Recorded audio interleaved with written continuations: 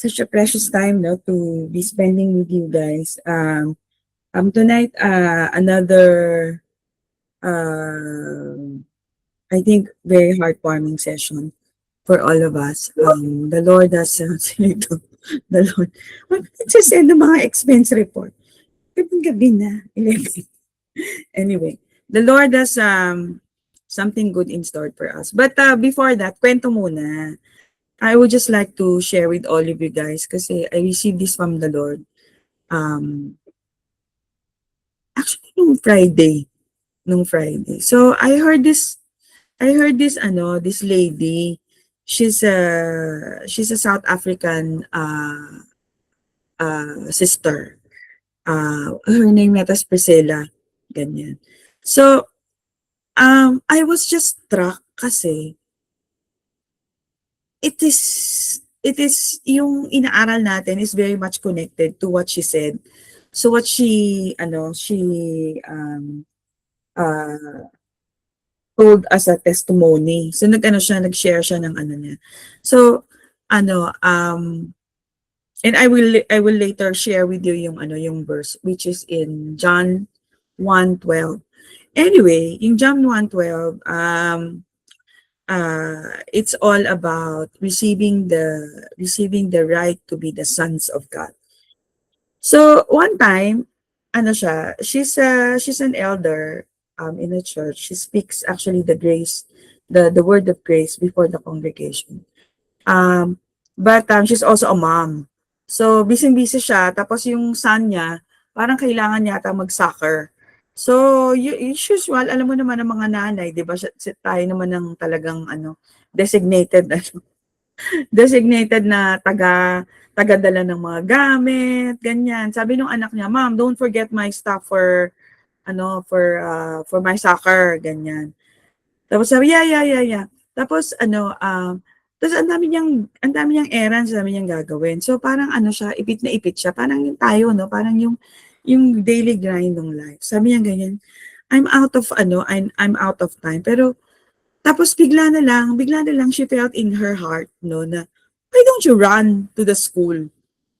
Tapos sabi niya, "Huh? Lord, run to the school? I'd rather drive." Yung ganyan.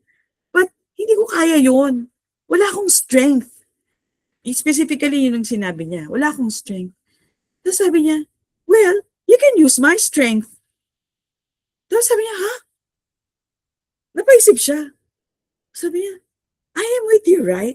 So you can use my strength." So, minsan nung araw na yon naintindihan ko yung ibig sabihin ng union, no? Kasi dinidelinate kasi natin yung we delineate or we segregate. O nga, ikaw yan, Lord. You are very strong, you're very powerful. I'm here. I am weak. Ganyan. I have some findings, ganon. So the Lord is telling us tonight, so why not use my strength? You know what happened? Okay, Lord. Hindi pa nga siya fully convinced. Okay, Lord, I will run. You know, sabi niya, for the life of me, she literally, as in hindi nga nangyari, hindi nga run, as in para siyang lumulutang, and she arrived in the school 15 minutes early pa nga. 15 minutes early, and she had still the energy to run back to the house. Now, when I heard this, suddenly my eyes were open, no? Sabi ko, Lord, this is what you mean by knowing that we are one with you. It is, so kung wala tayong strength, then it is His strength, right? That is in us. So kung wala tayong benta, it's His ability, it's His favor. So hindi yung, "Lord, give me strength, give me strength." No, it's His strength. Hallelujah. It's His health. It's His wholeness. That's why we partake of the bread and we drink of the cup, because it's not about us. It's His strength in us. We are in Christ. No, pagkatas no, talagang iyak ako sa Lord. I will take this and tell this to my sisters and brothers. brother. No? Because, something was triggered, no? Sabi ko, okay, Lord. Naman, it's your strength. Okay? It is your business. My business, yung my quota. Kasi minsan, parang, ano naman yan? Negosyo. Hindi. Diba? Because you are heaven walking on earth. The Lord is with you. And therefore, you have to associate with Him. Diba naaral natin yan? You have to associate with Him. So, saying that powerful revelation that our sister had, no? I know as much as I was encouraged, I know that you are very much encouraged. And now we will substantiate it with the word. No? We will substantiate with the word. All right, let's go. Hang on. Ang daming nakabukas. Okay, let's go. Okay, stuff Jesus never said. Love like sunshine. So the reason why we can love like sunshine is because first, we have come to know. So special emphasis on the know. So just like before, no, time and again, as I've said, so there are many things that we are hearing, but the Spirit of the Lord, the Holy Spirit has an emphasis. Ano yung emphasis of His voice, no?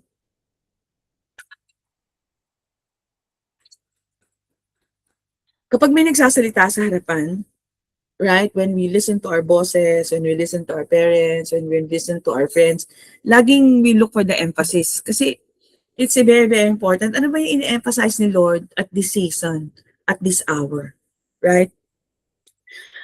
So, tonight, the emphasis is knowing Him, knowing His love for you and I. So, hindi ko na siya ulitin, but I would just like to highlight yung mga special paragraphs that have struck me. Sabi niya ngayon, you have left your first love. He said to the Ephesians. The Ephesians were so busy that they had forgotten who was their source and sustenance. They were stressed. So huwag na tayo ma-stress and anxious. No longer resting in their Father's love. So when you are stressed and when you're anxious, you're not resting in your Father's love. The cares and worries of life can distract us. And it can even make us ill. It can make us ill, no? When we lose sight of God's love. So how to not be ill? We don't lose sight of God's love. So we go back, no? So how do we find our way back? Remember, how do we remember? When we listen, right? Remember the high sunlit place from where you have fallen. Return and do what you did at first. What did we do when we first realized how much our Father loved us? Not much, right? We didn't strive, we didn't toil, we just enjoyed. When I heard the testimony last Friday, I just cried. I just thanked Abba. And suddenly, this song came to me. Whom have I in heaven but you? There is nothing on earth I desire besides you. My heart and my strength, many times they fail. But there is one truth that always will prevail. God is the strength of my heart. God is the strength of my lungs. God is the strength of my heart and my portion forever.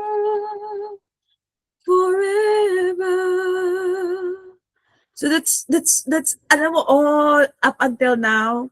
Actually, this morning, I was biking, this evening, I was singing the song. And even while I was doing this Bible study, I was doing the slide, I kept on playing and playing back. This is from the way back, Mighty God, Integrity, Hosanna. Mighty is our God, Integrity, Hosanna. That is the emphasis of His voice. Who is the strength of your life? Wholeness Himself is the strength of your life. Hallelujah, hallelujah. So, He first loved us. So His way of removing fear is to reveal Himself. Revealed himself as who? He's the strength. He's the strength of your life. He's the strength of your heart. He's the strength of your body. He's the strength of all your businesses. Hallelujah. Because when you see what he is and who he is and what he has done, you realize that what you're worrying about, in the words of Apostle Paul, are momentary troubles compared to the good opinion, glory, no? Good opinion that is revealed in us. Hallelujah. He's the strength of your life. He's the strength of your flesh. He's the strength of your bones. Hallelujah. So the Father, He never gives up on you. The gospel must begin with the love of the Father, and the end goal of the gospel is a relationship with the Father. The apostles asked the Lord Jesus, teach us how to pray. What did the Lord Jesus, our bridegroom, said? Pray like this, Our Father. We begin from the highest of heights. We begin to see, the Lord wants us to see that we are not down here. We are from the highest of heights. Our Father, our Father who is in heaven. Who is your Father? He's in heaven. Hallelujah. And if He's in heaven, you are also. Hallelujah. It was the mission of Jesus to reveal the Father. Studying scripture outside of the context of the finished work of Christ on mankind's behalf causes one to miss out on understanding and appreciating the Father's loving intention with humanity. John 1:13 says, these are the ones who discover their genesis in God beyond their natural conception.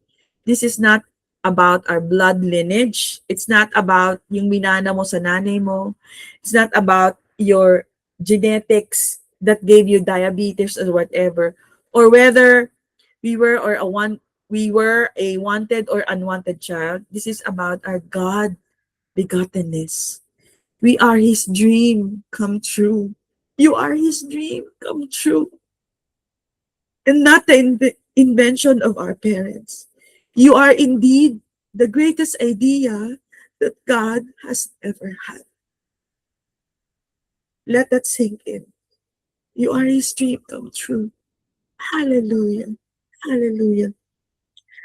The gospel is not the news that we can receive Jesus into our lives. The gospel is the news that Jesus has received us into His. He's the strength of our lives. He's the strength of our hearts. Hallelujah. That is from Reverend Anuya Andrew Muchetere. The gospel is not about telling people how lost they are, but reminding them of how loved they are. He has loved us to the end.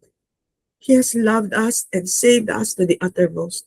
In John 1:11 to 13, in the New King James Version. And this is now substantiating the revelation that He is the strength of our hearts. He came to His own, and His own did not receive Him. He came to His own, to the nation of Israel from before, but He did not receive Him. But as many received Him, to them He gave the right to become children of God, to those who believe in His name.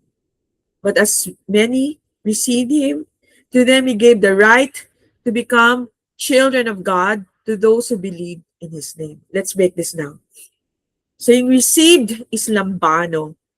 Authority is exousia. And then He gave is didomi. So let's begin with lambano, no? Receive in Greek is lambano. To take active possession, to reach out, to take a hold of something and make it yours. So in John 1:12 in the mirror, everyone who realizes, actually in other words, lambano is when you realize, God is the strength of my heart.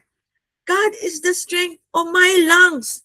Everyone who realizes their association in Him. Who do you associate with? Your disease or with Jesus? Who do you associate with? Now you realize that you are convinced that he's there, that he is your original life, and that his name define you. God gives the assurance that they are indeed his offspring, begotten of him. He sanctions the legitimacy of their sonship. Who God is who you are. As he is, so are you in this world. So the word often translated to receive, which is lambano, means to take in hand, to comprehend, to grasp, to identify with. This word suggests that even though he came to his own, there are those who do not identify or do not associate with their true origin revealed in him. So when we associate more with their illness, that is not lambano. That is the opposite. So the word suggests that even though he came to his own, there are those who do not identify with their true origin revealed in him. And like many Pharisees, they behave like children of a foreign father, the father of lies. Neither God's legitimate fatherhood of mankind nor his ownership is in question. He remains to be our Abba Daddy God. Mankind's indifference to their true origin is the problem. Our this association with him. This is what the gospel addresses with most utmost clarity in the person of Jesus Christ. So it's a matter of associating. It's a matter of realization. Now when you realize, you associate with the finished work. Hallelujah. So hindi tayo loser, right? We are successful. Jesus has come to introduce mankind to themselves again. Mankind has forgotten what manner of person they are by design. Hallelujah. Our grasping is simply the awakening to the fact that our Genesis is already completed in the Logos. Who is the Word? That's why, di ba, ang sabi nila, may kasabihan na less word, less mistake. But actually, it's partially incorrect, but partially correct, no? Kasi, who is the Logos? Jesus Christ is the Logos. You have to proclaim the Logos over you. Right? Hindi pwedeng itikom yung bibig mo. As once you realize, you associate yourself. That's why it is very powerful when we partake of the bread and the wine, because you are associating yourself with the resurrected Jesus. The Logos is the source. Everything commences in him. He remains the exclusive parent reference to your Genesis. There's nothing original except the word. We are his offspring. He has come to give us understanding, to know him who is true, and to realize that we are in him who is true. Many people, including believers, when you ask them, do you believe in Jesus? They will answer. Even your office mate who is an unbeliever, no? Do you believe in him? They will say yes. But the next question is, do you know him? So it's very crucial. John 17:3, eternal life is knowing Jesus. So, how can you receive something that whom you don't know? What did you receive? It does not mean something foreign entering from outside. It doesn't, kaya yung notion kasi natin na naghahanap tayo for as long as I can remember. I want to be laid hands on. Nothing wrong na. It's actually a very spiritual. But it's not something foreign that somebody will be imparting to you, right? It is not something foreign entering from outside. It's actually like this. It's stirred. Actually, you are a stirrer to somebody. Parang kape, no? Parang kape. Pag in-stir yan, lanong sasarap, lanong mag-e-effect. It means to take hold of, to grasp, to perceive, to make one's own. It speaks of awareness, not arrival. Because Christ is in you already. That's why scripture doesn't say Christ was missing. It says mystery was hidden. The mystery that once was hidden for ages and generation. The knowledge of eternal love that came to dwell inside of you.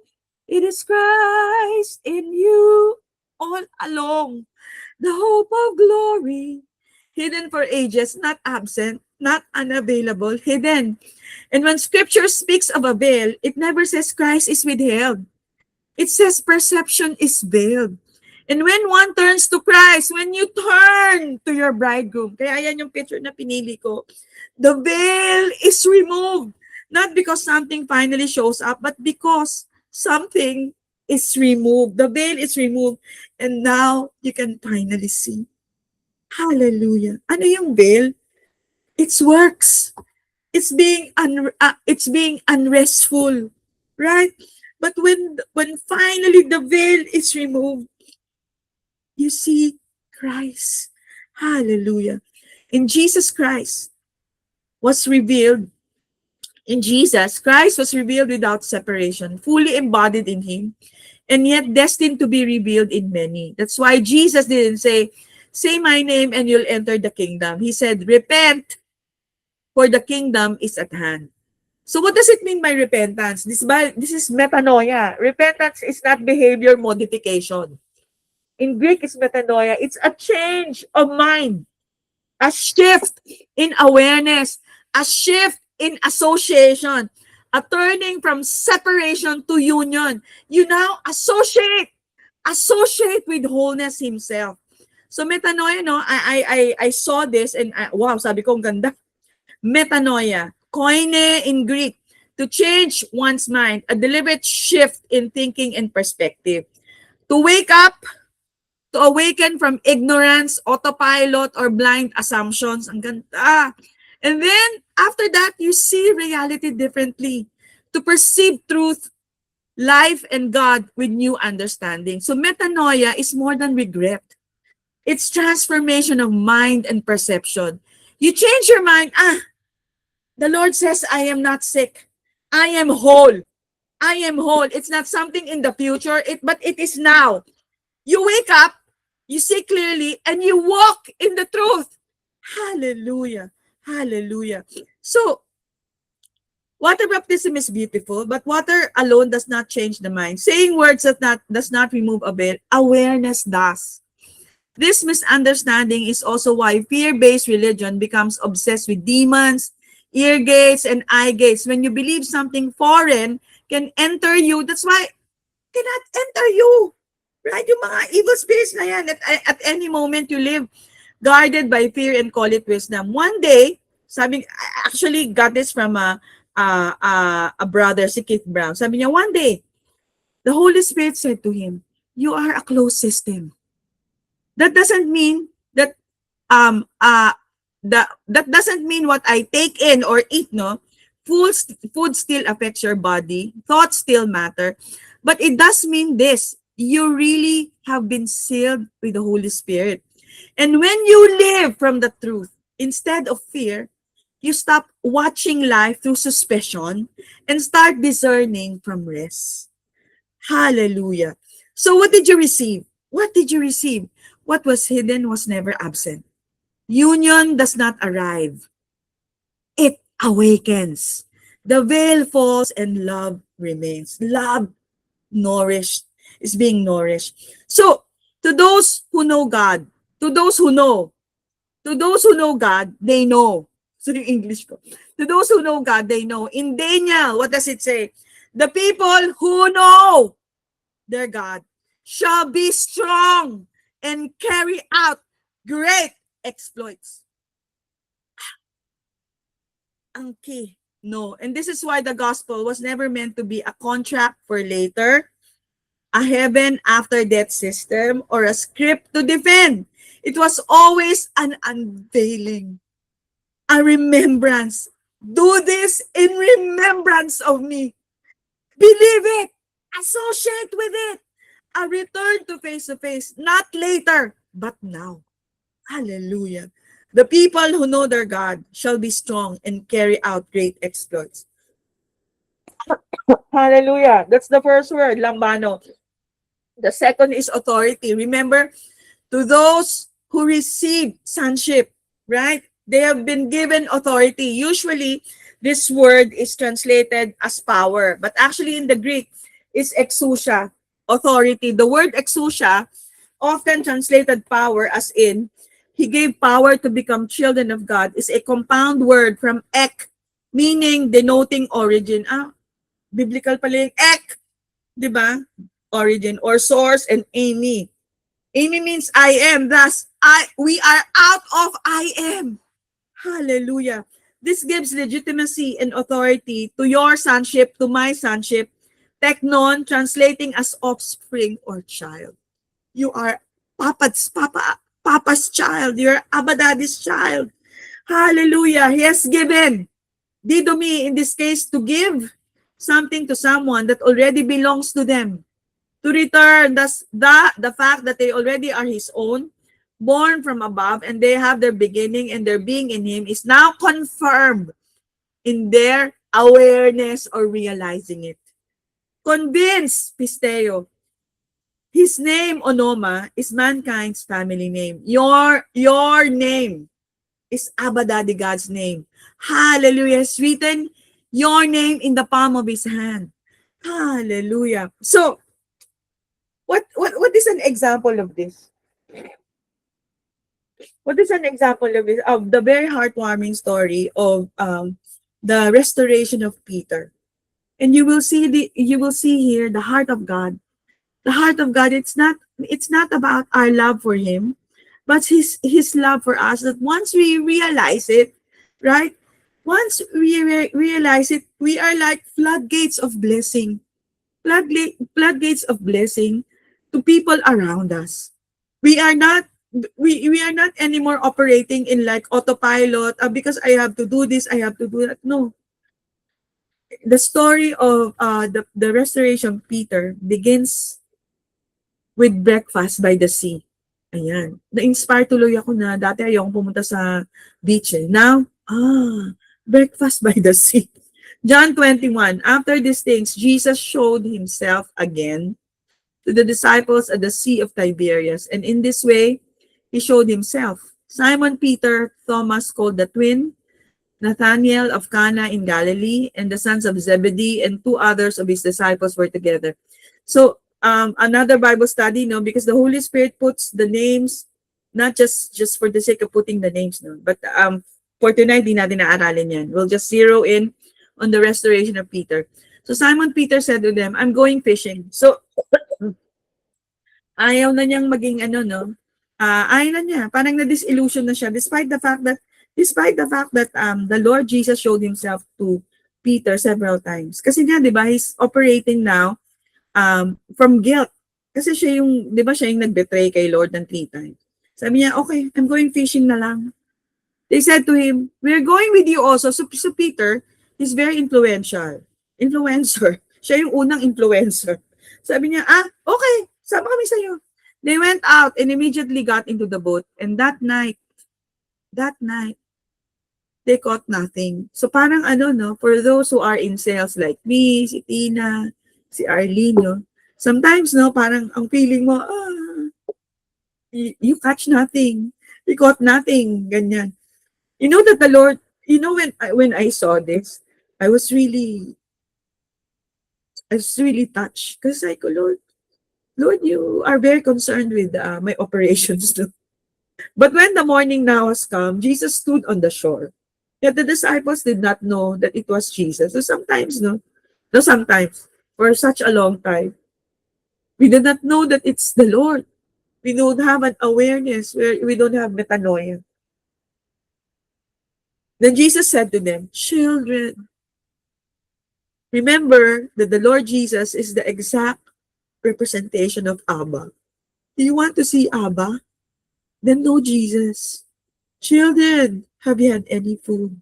They answered no. So, pumunta ka na ba? Wala, ma'am eh. Ganun yan eh, no? And he said to them, what did he say? Cast the net on the right side of the boat. Cast the net on the right side of the boat. For the longest time, I know we've studied this, no? And we'll repeat it tonight.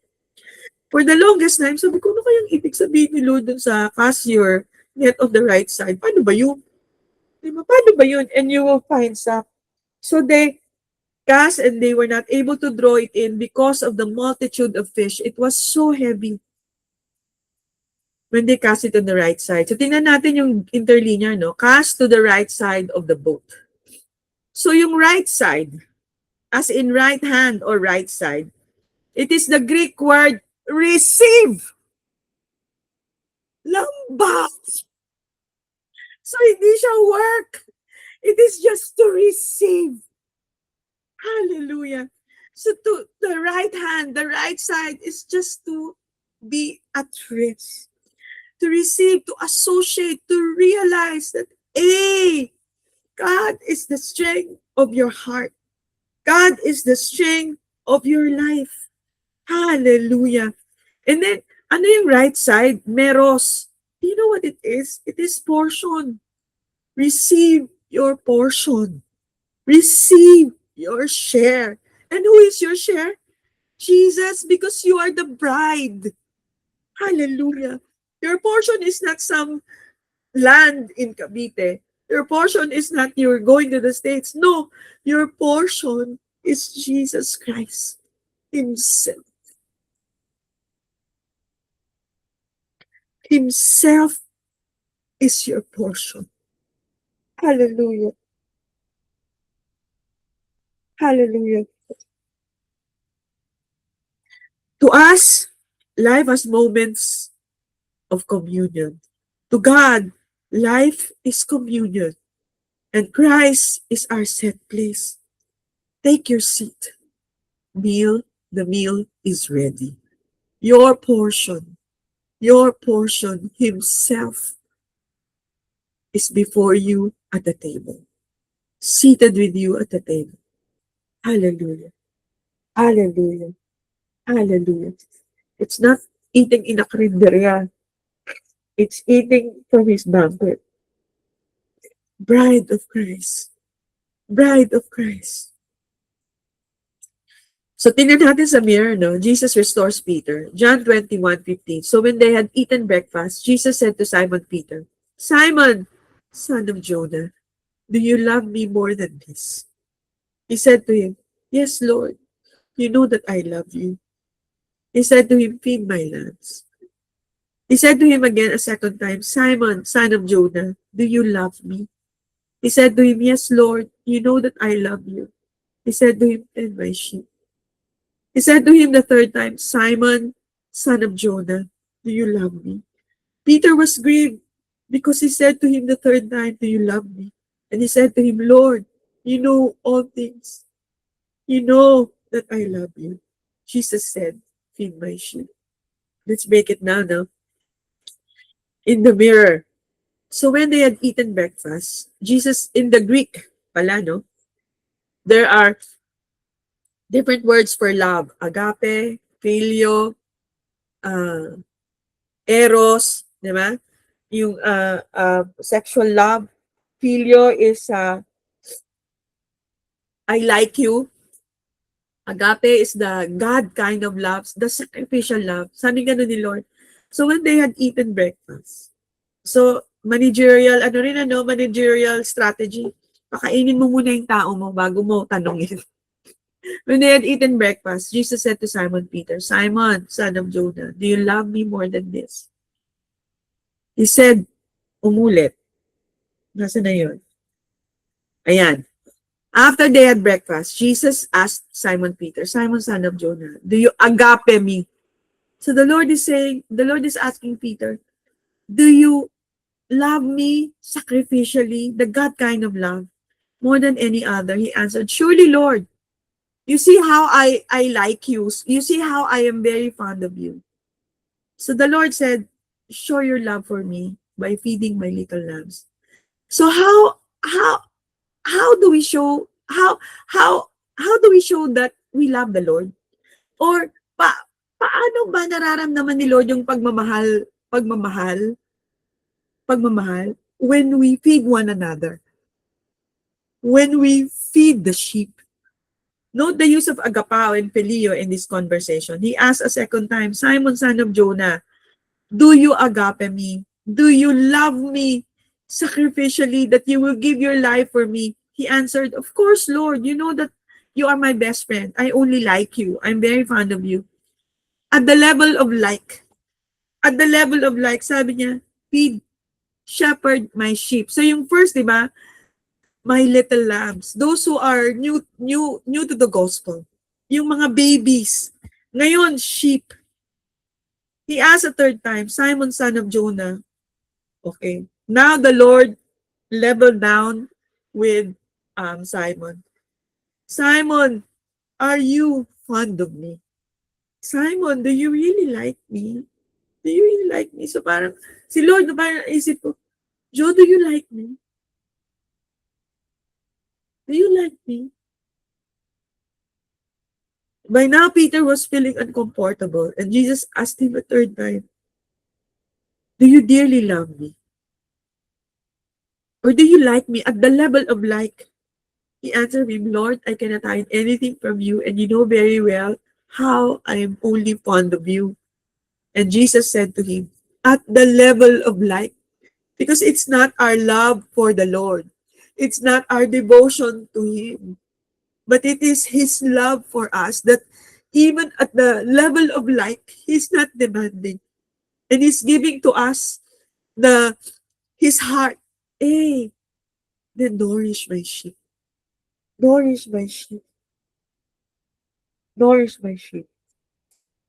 Hallelujah. Hallelujah. So, the Holy Spirit reminds us daily that we are the object of Jesus' deepest affection.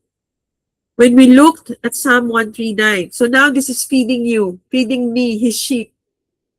And what is the most unique characteristic of a sheep? Among all the animals, the sheep hears the shepherd's voice. For sure, you hear his voice tonight. And he's saying in Psalms 139, through the lens of the finished work, we see that it is not a song about a distant God, tracking our every move for judgment, but a love letter about a Savior who has fully known us, fully searched us, and fully perfected us. We are reminded that in the finished work of Jesus Christ, we have not received the spirit of bondage again to fear, but the spirit of adoption, whereby we cry, Papa, Daddy God, Abba, Abba, Daddy God. In Romans 8:15. And in Psalms 139, he's saying to you and I, you are fearfully, I will praise you, for I am fearfully and wonderfully made. Marvelous are your works. Your body, in the words of, sino nga yung kumanta, si John Mayer, is a wonderland. And that my soul, you have to know, you have to associate. You know that my soul knows very well. In the religious world, this verse is often used to speak a biological creation. But for the believer, this is about the new creation. This is about the new creation. We are fearfully and wonderfully made. So tonight, we're just discussing the fearfully. Maybe next time, yung wonderfully. Wala na akong time ma-finish. Because we have been created in Yeshua. So, let's break it down, no? Yare and pala. Fearfully, yung yare. This same root, yung yare, no? Yung pala kasi is wonderfully. This same root we explored for the fear of the Lord, it means to be made with awesome reverence. In ancient Hebrew pictograph, Yod, it means the finished work. Resh, di ba, Resh is the shepherd's staff, the head, the highest person. Aleph, the first letter of the Hebrew alphabets, the strength of the ox, the father. So the meaning, we are the finished work of the highest strength. We are not an accident. We were a deliberate act of Yeshua's hand.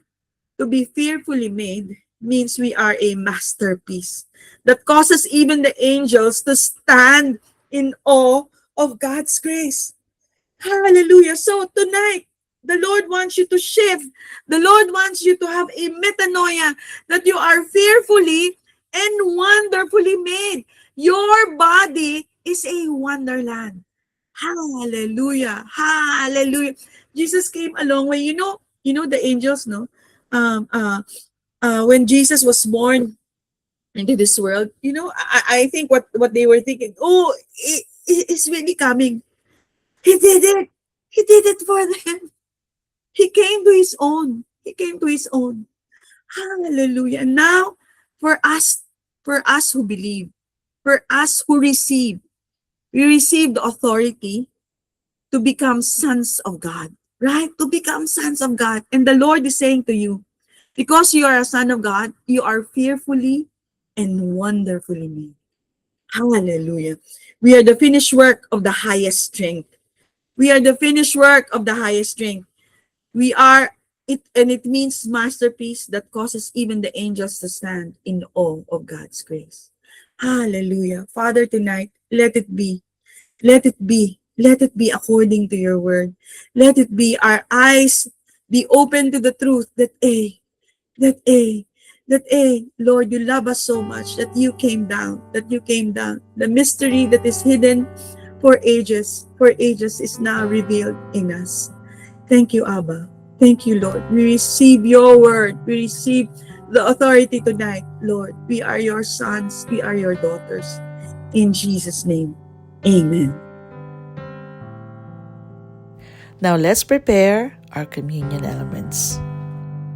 Let's take our bread and let's have our communion. If you have your bread with you, thank you, Lord. Let's lift up the bread.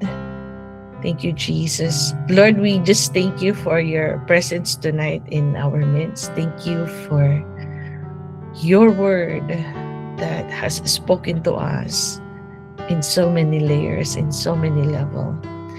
And certainly, Lord, certainly your love is like a sunshine. Heavenly Father, we thank you for sending Jesus to us. Thank you for giving us Jesus. So as we take this bread, Lord, we remember all that Jesus has done for us. We partake of this bread and declare your logos over our lives, that by his wounds, by the beatings that he bore, and by the lashes which fell on his back, we declare that we are completely healed from the crown of our head to the soles of our feet, Lord God. We are whole. We are being renewed, Lord God.